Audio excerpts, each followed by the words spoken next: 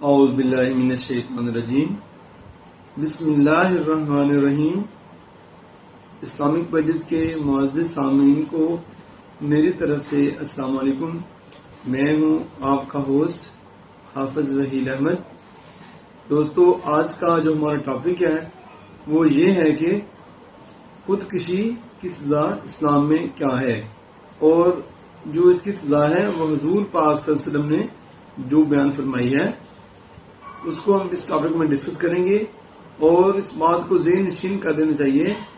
کہ جو اس کی سزا حضور پاک صلی اللہ علیہ وسلم نے بیان فرمائی ہے اس میں 1% بھی کوئی شک و شبہ نہیں ہونا چاہیے، اور اس کی بہت زیادہ سخت سزا ہے۔ تو ویڈیو کی طرف بڑھنے سے پہلے میری تمام ان نئے آنے والے دوستوں سے گزارش ہے کہ جنہوں نے ابھی تک میرا چینل اسلامک پیجز سبسکرائب نہیں کیا وہ برائے مہربانی اس کو سبسکرائب کر دیں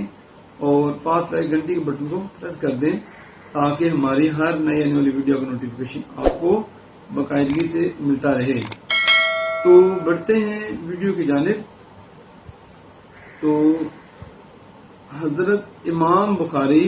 رضی اللہ تعالیٰ عنہ نے بیان فرمایا کہ جس نے خودکشی کی وہ جہنمی ہے،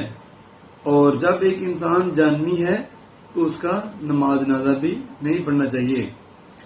حضور پاک صلی اللہ علیہ وسلم کی خدمت اقدس میں ایک بندے کی میت لائی گئی، تو دریافت کرنے پر معلوم ہوا اس شخص نے اپنے آپ کو تیر مار مار کر ہلاک کر لیا ہے، مار ڈالا ہے۔ تو حضور پاک صلی اللہ علیہ وسلم نے اس کی نماز جنازہ پڑھانے سے انکار کر دیا، اور حضور پاک صلی اللہ علیہ وسلم نے اس کی نماز جنازہ نہیں پڑھائی۔ امام نسائی کی روایت سے معلوم ہوتا ہے کہ کچھ صحابہ کرام نے اس کی نماز جنازہ پڑھ لی تھی۔ تو اس بات سے یہ معلوم ہوتا ہے کہ لوگوں کو اس بات سے عبرت حاصل کرنے کے لیے امام اور مقتدیوں کا نماز جنازہ ان کو نہیں پڑھنا چاہیے، تاکہ جو لوگ اس طرح کے کام میں رغبت لیتے ہیں ان کو اس بات سے عبرت حاصل کرنے کے لیے ان کو نماز جنازہ نہیں پڑھنا چاہیے، تاکہ لوگ اس سے عبرت حاصل کریں، اور عوام لوگوں کو، مقصد جو عام لوگ ہیں، عوام الناس ہیں، ان کو نماز جنازہ پڑھ لینی چاہیے۔ امام مالک سے منقول ہے کہ امام مالک جو گزرے ہیں ان سے یہ بات منقول ہے کہ جو بندہ قاتل نفس ہے، یعنی جس نے خودکشی کی ہے، اس کی توبہ قبول نہیں ہوتی، تو اس لیے اس کی نماز جنازہ بھی نہیں پڑھنی چاہیے۔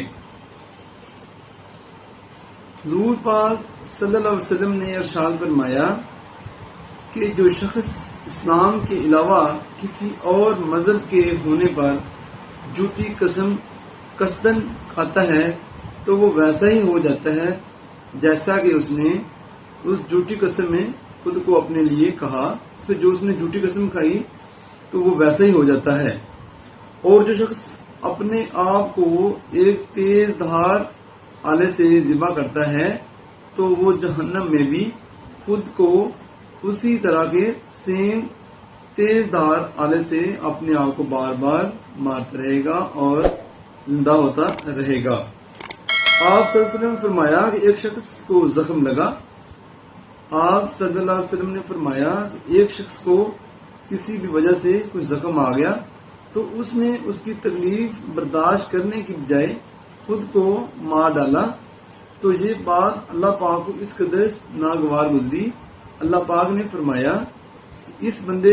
اس میرے بندے نے جان نکالنے میں مجھ پر زیادہ جلدی کی، مقصد میرے سے بھی زیادہ اس نے اپنی آپ کو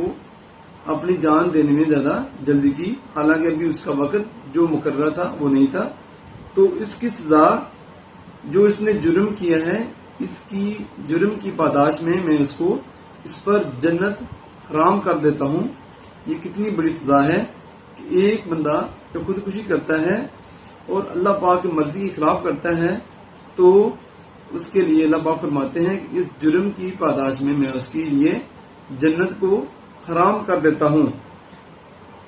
ابو ہریرہ رضی اللہ تعالیٰ عنہ نے بیان کیا کہ حضور پاک صلی اللہ علیہ وسلم نے فرمایا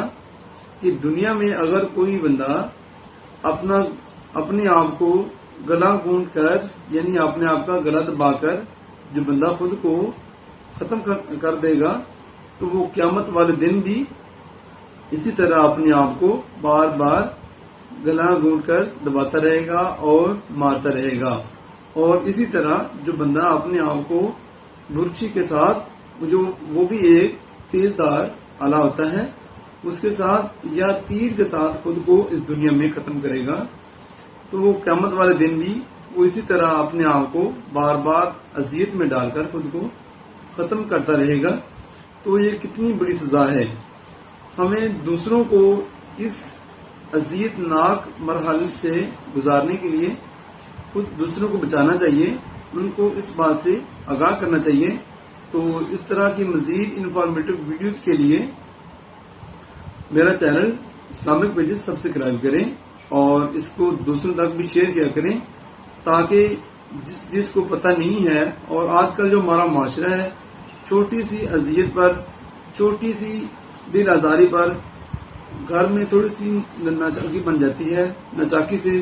اور معمولی سے گھریلو جھگڑات پر لوگ اس طرح کا قدم اٹھا لیتے ہیں، حالانکہ کچھ لوگوں کو اس بات کا پتہ بھی ہے کہ اس کی بہت زیادہ سخت سزا ہے، اس کے باوجود بھی لوگ اس قدم کو اٹھانے سے گریز نہیں کرتے۔ تو اس لیے ہمیں ان لوگوں کو بتانا ہے کہ جن کو اس بات کا علم نہیں ہے کہ اس کی دین اسلام نے کس قدر سخت سزا رکھی ہے، ان کو یہ بات شیئر ضرور کریں تاکہ وہ لوگ بھی اس سے پرہیز کریں۔ تو ملیں گے انشاءاللہ کسی اچھی ویڈیو کے ساتھ، تب تک کے لیے اللہ حافظ۔